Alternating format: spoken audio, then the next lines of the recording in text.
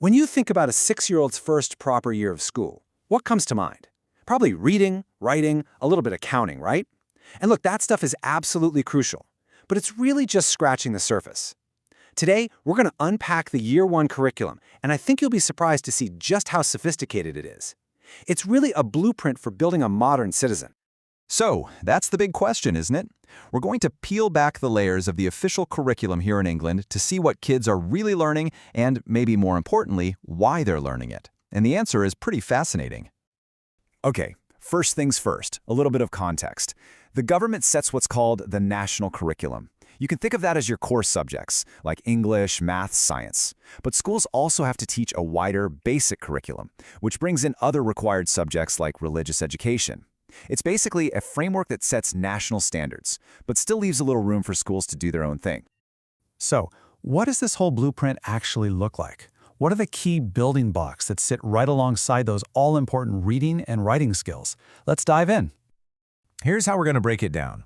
We'll start with how kids are taught to think like a scientist, then move on to exploring time and space. After that, we'll look at the creative side of things and the skills needed for modern life. And finally, we'll pull it all together to see the big picture, what it means to educate the whole child. Right, first up, science. Now get this, it's the only other core subject besides English and math. That alone tells you just how important the government thinks it is. But the goal here isn't to create an army of 6-year-old biologists. It's to get them to think in a very specific, curious way. The content itself is grounded in the world kids can actually see and touch. They're not just learning abstract facts from a book. They're literally out in the school grounds figuring out the difference between trees or testing which materials are waterproof.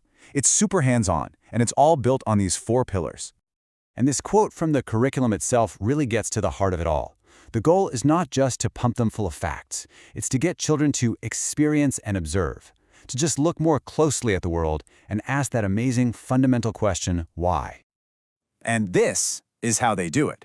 This process, called working scientifically, is basically the engine room of the science curriculum. It's this cycle of asking questions, doing little tests, and gathering data. The key thing to remember here is that the content, the plants, the animals, that's just the vehicle. The real destination is learning how to think like a scientist.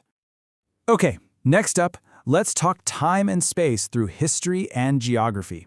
You could say that if science is about understanding the what of the world, these subjects are all about understanding our place in it, the where and the when.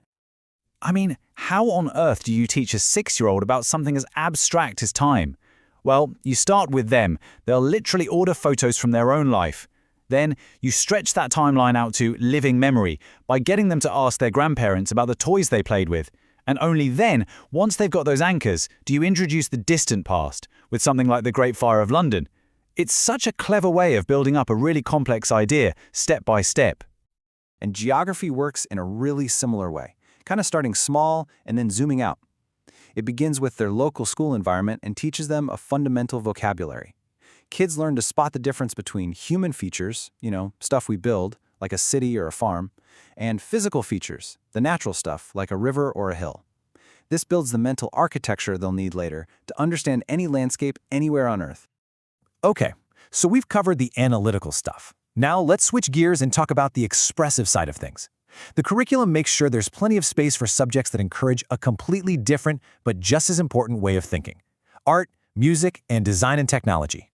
Now, you might think Year 1 art is just a free-for-all with paint and glitter, but it's actually way more structured than that. Kids are explicitly taught the formal elements of art. They're not just splashing colors around. They're learning the technical skill of mixing primary colors. They're not just doodling. They're learning from the greats like Kandinsky. The big idea here is that real creativity is actually set free by technical skill, not held back by it. And it's the same story with music. It's not just about having a good old sing-along. Children are developed as active musicians through these 4 key strands. They learn to listen critically to music, they compose simple pieces to create a mood, and they perform using real instruments. It's all about developing a complete sense of musicianship. And then there's design and technology, or D&T, which introduces this amazing problem-solving process. Kids are given a task like, say, build a stable structure, and they follow this cycle of designing it, making it, and then evaluating their work. This teaches them resilience and a really systematic way to be creative. All right, let's move on to the skills that, let's be honest, are more critical today than ever before. How does the curriculum get kids ready for the digital and social realities of the 21st century? This is where subjects like computing and PE come into play. Believe it or not, 6-year-olds are learning what an algorithm is. Yeah, seriously. But it's taught in really clever, tangible ways, like they might write out a sequence of instructions for a friend to make a sandwich, or they might program a little floor robot called a Bee-Bot to get through a maze. It's basically coding in its purest, simplest form. And this statement really gets to the incredible ambition of the curriculum.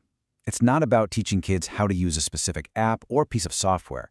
It's about introducing these huge, foundational concepts early on to help shape a generation of kids who can create with technology, not just be passive consumers of it. And of course, alongside digital skills, you have essential life skills. This part of the curriculum, which is now required by law, covers a huge range of topics, everything from understanding different family structures and how to be a good friend, all the way to crucial stuff like online safety and mental well-being. It's a clear recognition that school has a massive role to play in a child's personal safety and their emotional intelligence. So we've looked at all these different subjects, all these individual pieces of the puzzle. But what happens when you step back and put it all together? Well, a really clear and powerful philosophy starts to emerge. Let's connect the dots. The first big idea is this: the curriculum completely rejects that old, false choice between knowing stuff and being able to do stuff. In every single subject, knowledge is tied directly to skills. You learn about plants by acting like a scientist. You learn about the past by acting like a historian. They are two sides of the same coin. The second big idea is that none of this is random. It's all part of a long game. Year 1 is all about laying solid foundations. That simple algorithm with a little robot, that's the very first step on a ladder that leads to complex programming years down the line. That basic vocabulary of hill and river, that's the seed that will grow into an understanding of entire ecosystems. It's all connected. And that brings us to the final, and maybe the most important, big idea. This is all about educating the whole child. The sheer breadth of all these subjects shows a deep commitment to nurturing every single aspect of a child's being: the academic, the creative, the physical, and the emotional. Which really brings us back to this final question. When you look at the Year 1 curriculum in its entirety, it's pretty clear the ambition isn't just to fill a bucket with random information, it's to light a fire, to provide the tools, foster the mindset, and spark a curiosity that will hopefully last a lifetime. Thanks so much for joining me on this explainer.